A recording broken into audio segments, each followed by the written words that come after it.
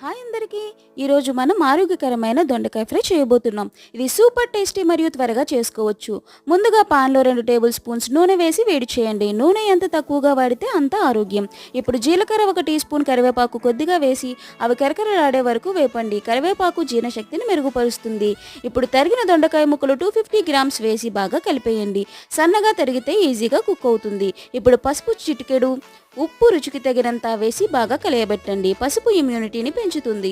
ఇప్పుడు మూత పెట్టి 10 నుంచి 12 నిమిషాల మధ్య మంట మీద వేపుతూ ఉంచండి. మధ్యలో తిప్పుతూ ఉండాలి.